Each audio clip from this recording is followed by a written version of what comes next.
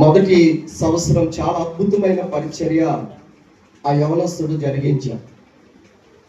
రానున్న రోజుల్లో ముందుకు వెళతా ఉండగా ఆ యవనస్తుడి మీద అనేక నిందలు, అవమానాలు ఆ సేవలో ఎదురవటం ప్రారంభమైంది.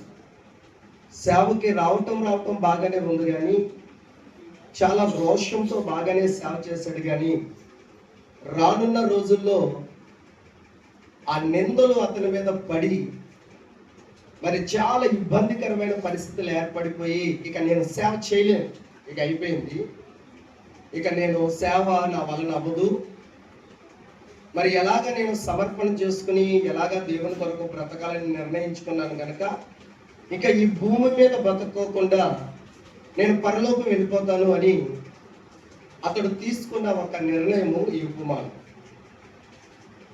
బిడ్డలారా, దైవ సేవకులారా, ఆ యవనస్తుడు చేసిన, యవన సేవకుడు చేసిన పని ఏంటంటే, ఈ అవమానాలను ఇంకా భరించలేక ఈ సేవను నేను ముందుకు కొనసాగించలేని పరిస్థితుల్లో ఒక ఏండ్రు డబ్బా కొనుక్కుని దానిని ఒక పొలంలోకి వెళ్ళి తాగేద్దామని అనుకున్నాడండి.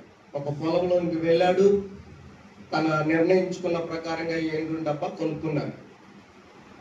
ఆ పొలంలో కూర్చుని, సరేలే చచ్చిపోయే ముందు ఓ చిన్న ప్రార్థన చేసుకుందాం, ప్రార్థన చేసుకుని అప్పుడు ఏండ్రు తాగేసి మనము చనిపోదామని ఆ ఏండ్రు డబ్బా పక్కన పెట్టుకుని ప్రార్థన చేశాడు. 1 నిమిషం ప్రార్థన చేసిన తర్వాత కళ్ళు తెరిచి చూసేసరికి అక్కడ చాలా గొంగళి పురుగులు గూళ్ళు కట్టి కనపడ్డాయండి.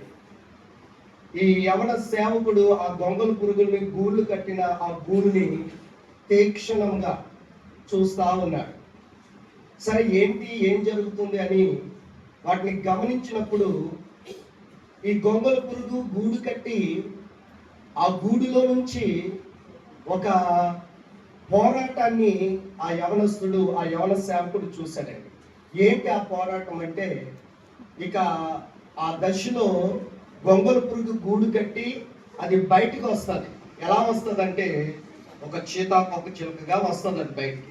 అది వచ్చే సమయము ఎంత పోరాటం అంటే, సేవకులు మనందరికీ తెలుసు, ఆ గూడులో దాని యొక్క పోరాటం, దాని రూపం మారటానికి కొరకు చాలా పెద్ద పోరాటాన్ని చేస్తూ ఉంది. అంత మాత్రమే కాదు, అది బయటకు వచ్చి రావటానికి అది రెక్కలు ఆడిస్తూ ఉంది. కానీ ఆ గూడంతా ఇరుకుగా ఉంది. తన రెక్క విడుచుకోలేక దాన్ని చాలా ఆడిస్తూ ఉంది. అయితే కొంత సమయానికి అది రెక్క బయటకు వచ్చి, అది గూడులో నుంచి బయటకు వచ్చి అది చక్కగా పైకి ఎగిరిపోవటం జరిగింది. దేవునికి స్తోత్రం. ఆ విషయాన్ని చూశాడు, భలే ఉందని మరొక గూడు వైపు చూశాడు. ఆ గూడు దగ్గర కూడా సేమ్ పొజిషన్, ఒక చిలుక, అదే ఆ గొంగళి పురుగు ఇలాగ రెక్కలాడించడానికి, రెక్కలు తెరవటానికి అది చాలా ప్రయత్నం చేస్తా ఉంది. అయితే ఈ యవన పాస్టర్ గారు అనుకున్నాడు, ఆ చిలుకకి లేదంటే ఆ గొంగళి పురుగుకి నేను సహాయం చేయాలని తన దగ్గర ఉన్న చిన్న ఈనుపులతోనూ దాన్ని, ఆ గూడిని ఇలా రేపి అది బయటకు వచ్చడానికి సహాయం అవుతుందని దానిని, ఆ గూడిని పెళ్లిగించేసి అది బయటకు వస్తుందని బయట పెట్టాడు. దాన్ని తీసుకొచ్చి అది ఎగరటం మానేసింది. 2-3 నిమిషాలు అయిన తర్వాత ఒక కాకి అది వచ్చి దాన్ని ఎత్తుకుని తీసుకెళ్ళిపోయింది. ఇక్కడ ఒక సందర్భం ఏర్పడ్డది. కష్టంతో రెక్కలు విడుచుకోకపోయినా అది ఆడించి లోనే చాలా మరి అది కష్టపడి బయటకు వచ్చిందేమో, 1 నిమిషంలో ఎగిరిపోయిందండి. కానీ పాస్టర్ గారు ఎవరికైతే సహాయం చేశాడో ఆ చీతాకోక చిలుక సైతానికి, లేదంటే ఆ కాకి ఎత్తుకెళ్ళిపోయింది.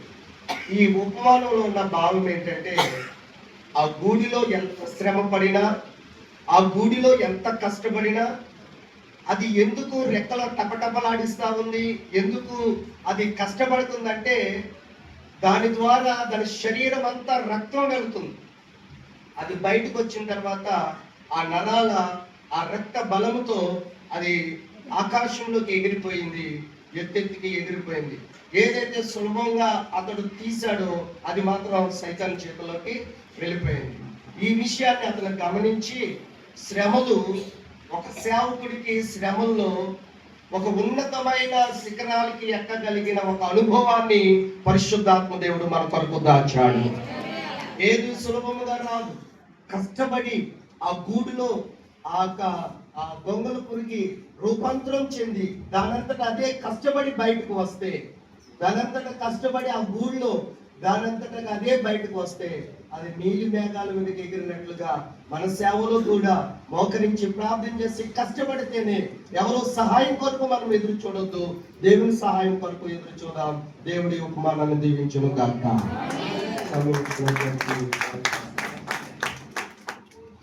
చప్పట్లు కొడితే గట్టిగా కొట్టిద్దాం. చాలా సంతోషం. మంచి ఉపమానాన్ని మనకు తెలియజేసిన ప్రకాష్ బాబు గారికి హృదయపూర్వకంగా వందనాలు చెల్లిస్తున్నాను. ఇక ఈ సమయంలో